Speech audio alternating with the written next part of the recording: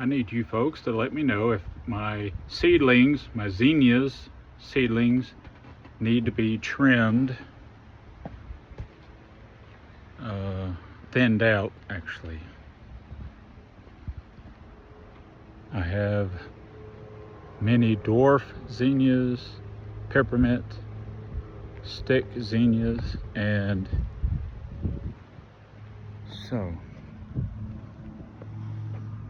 basically they were all planted in this circle. Obviously some didn't come up. Some did. A circle with Topolino sunflowers in the middle. Definitely too many to grow in these pots, but I just wanted to see how many would come up. Now what's getting me is snails or critters, beetles, something ate and chewed up a lot, and so that's why I was letting just everything grow until it seems to be big enough. And my thoughts was zinnias, I could let them grow as tall as they want, except for the giant zinnias, which should be like 4 feet or taller. And so those, I'll have a support stick behind them. Those are only in these two biggest pots. I have a few of there, and in that one. But in these small pots, again, mini dwarf zinnias with peppermint stick zinnias in the middle. But it's interesting that how some are still kind of tiny and some are, 3 inches and bigger. So what I'm wondering is, should I thin them now? Is it too early? Would it benefit? Like, see the size of my hand, so you can get an idea how many there are there. Along with, you can see the difference in this one I'm touching. It's versus the others. And then I'm wondering about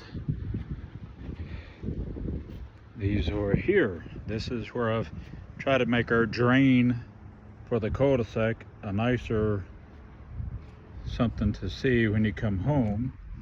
But I have black-eyed Susans. If you look in the center there, the largest pot,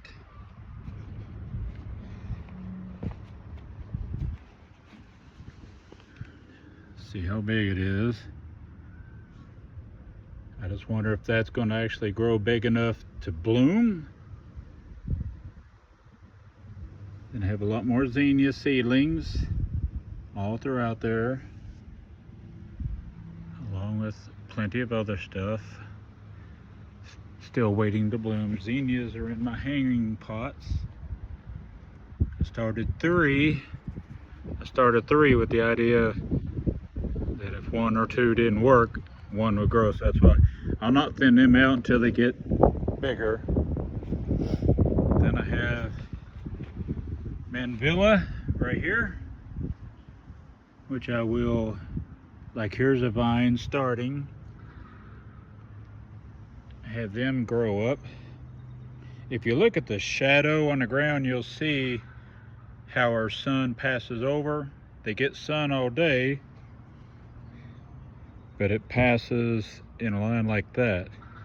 So that's why I'm going to hopefully have the Manvilla vine up and grow along basically the back, so it won't shade or shadow anything over here.